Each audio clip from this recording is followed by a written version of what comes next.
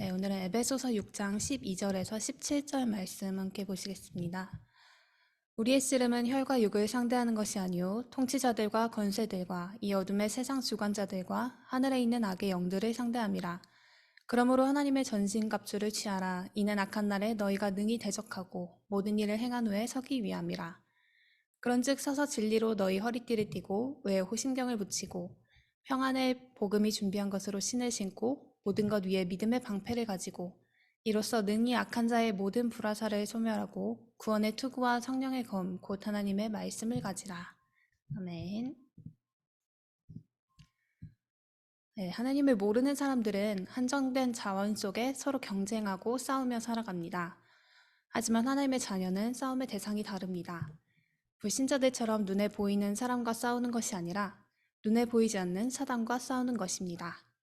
이와 같은 영적 전쟁은 이미 그리스도께서 승리하셨기 때문에 말씀만 제대로 붙잡으면 반드시 승리하게 됩니다.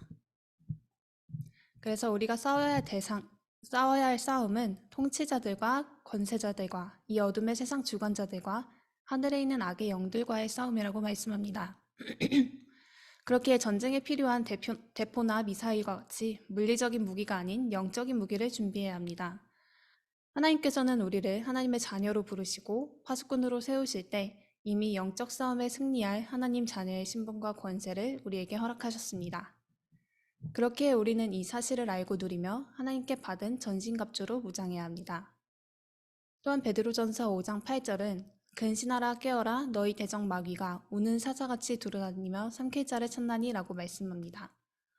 이처럼 우리가 싸워야 할 원수는 바로 마귀라는 사실을 기억해야 합니다. 그럼 싸움의 대상이 마귀라는 사실을 알았다면 우리는 어떻게 대항해야 할까요? 야고보서 4장 7절은 그런즉 너희는 하나님께 복종할지어다. 마귀를 대적하라. 그리하면 너희를 피하리라고 말씀합니다. 우리는 온전히 우리 인생의 주인의 자리를 하나님께 내어드리고 마귀를 대적해야 합니다. 예수님께서 갈보리산 십자가에서 죽으시고 부활하심으로 이미 사단의 모든 권세를 깨뜨리셨습니다. 그렇기에 우리가 마귀를 대적하기만 하면 흑암은 예수 그리스도 이름 앞에 쫓겨나게 되어 있습니다.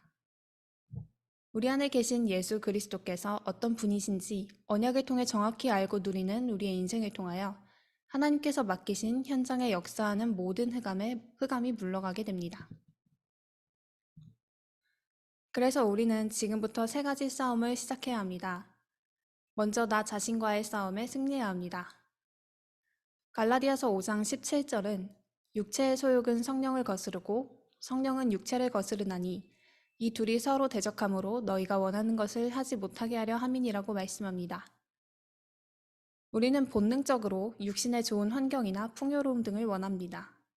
하지만 지난 역사를 돌아볼 때 인간의 육신적인 풍요는 도리어 하나님을 대적하고 우상과 타락의 길로 연결되었습니다. 그렇게 지금 내가 처한 환경은 하나님께서 나를 영적 서밋으로 세우실 계획 속에 완벽하게 인도하고 계심을 믿고 하나님의 계획을 발견해야 합니다. 또한 언제나 나의 계획보다 하나님의 계획이 완전하심을 신뢰해야 합니다. 나의 환경에 대한 나의 고집이나 생각은 하나님의 계획을 찾는 것에 있어 유익을 주지 못합니다.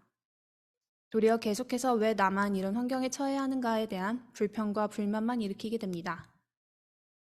그렇기에 지금 나의 환경에 대한 불만이 가득해지는 순간이 있다면 언제나 완전하신 손으로 우리를 인도하시는 하나님께 대한 믿음을 고백하고 하나님의 계획을 질문하는 자리로 들어가야 합니다. 이렇게 나 자신을 완전히 우리 인생의 주인 대신 하나님께 맡길 때 예수 그리스도의 진리가 우리를 참된 자유 속으로 인도하게 됩니다. 다음은 말세 때 인간을 속이는 사탄과 싸워야 합니다. 하지만 이것은 우리의 힘으로 되지 않기에 예수님의 권능을 온전히 의지해야 합니다. 예수님은 마태복음 28장 18절에 하늘과 땅의 모든 권세를 가지셨다고 말씀하셨습니다. 또한 마가복음 1장 27절은 예수님의 권세 앞에 모든 귀신도 순종한다고 말씀합니다. 예수님께서 오신 이유는 마귀의 일을 멸하기 위함입니다. 그렇기에 우리는 기도할 때 응답하시는 하나님의 능력을 힘입어 사단과의 영적 싸움에 승리해야 합니다. 다음은 세상과의 싸움입니다. 야고보서 4장 4절은 가늠한 여인들아 세상과 벗된 것이 하나님과 원수됨을 알지 못하느냐. 그런즉 누구든지 세상과 벗이 되고자 하는 자는 스스로 하나님과 원수되는 것이니라고 말씀합니다. 세상은 인간이 하나님을 떠나게 속인 창세기 3, 6, 11장에 나 중심, 물질 중심, 성공 중심으로 우리를 속이고 있습니다.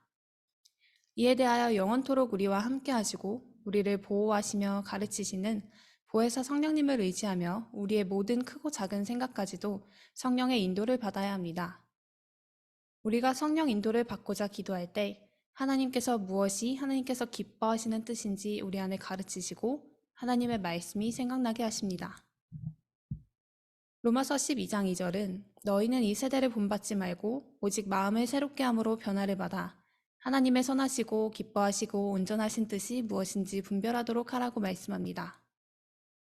그렇기에 우리는 우리 안에 모든 것을 깨닫게 하시는 성령께서 역사하고 계심을 기억하며 성령의 인도하심과 역사하심을 힘입어 세상과의 싸움에서 승리해야 합니다. 우리의 대적 마귀는 하나님을 떠나기 전 온전한 하나님의 형상을 가지고 있었던 아담과 하와를 속여 타락시킬 정도로 우리를 너무나도 잘 아는 존재입니다. 그렇기에 우리는 사단과의 영적 전쟁을 위하여 항상 무장해야 합니다. 먼저 방어를 위한 무장이 필요합니다. 오늘 본문에서 함께 읽은 구원의 투구는 하나님 자녀가 가진 구원의 확신을 의미합니다. 우리가 구원의 참된 의미를 묵상하고 누릴 때 구원의 확신이 강해지고 구원의 가치를 알기에 이에 대한 감격이 넘쳐나게 됩니다. 반대로 우리가 구원에 대한 확신이 흔들릴 때 사단은 그 틈을 놓치지 않고 우리를 불신앙 속으로 인도합니다. 그렇게 구원에 대한 완전한 확신으로 가장 먼저 우리 마음과 생각을 지켜야 합니다. 다음은 의의 흉배입니다. 여기서 말하는 의는 우리의 의가 아닌 하나님의 의를 뜻합니다. 즉 하나님의 뜻대로 행하는 하나님의 나라의 일을 말합니다. 또한 흉배는 가슴을 보호하는 장비입니다. 잠언서 4장 23절은 모든 지킬 만한 것 중에 더욱 내 마음을 지키라. 생명의 근원이 이에서 남이니라고 말씀합니다. 우리는 예수 그리스도의 능력으로 말미암아 우리의 마음을 지켜 하나님께서 뜻하신 바가 우리 인생을 통하여 이루어지기를 소망하는 영적 상태에 머물러야 합니다. 이것은 내가 억지로 하나님의 것을 원하려고 노력하고 애쓰는 것이 아니라 그리스도의 사랑과 능력을 깊이 묵상할 때 자연히 우리 마음에 넘치는 감사와 감격으로 인하여 따라오게 될 응답입니다. 그렇기에 오늘도 우리는 하나님의 말씀을 통하여 하나님의 사랑과 언약을 확인하는 것입니다. 다음은 진리의 띠입니다.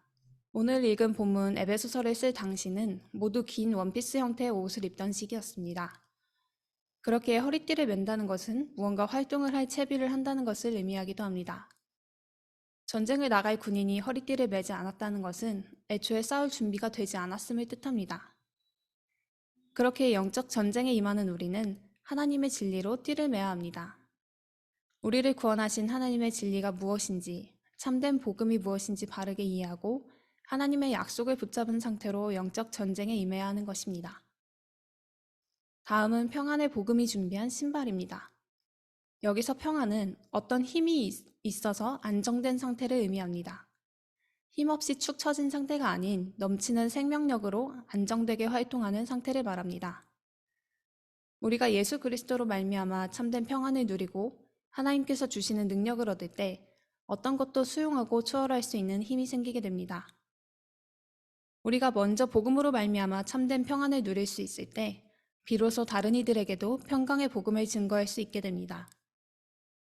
그렇기에 우리는 복음 안에서 나오는 생명의 능력으로 말미암아 우리 영혼이 먼저 평안을 누리고 이 평안을 다른 이들에게도 증거할 수 있는 복음의 신발을 신어야 합니다. 다음은 믿음의 방패입니다.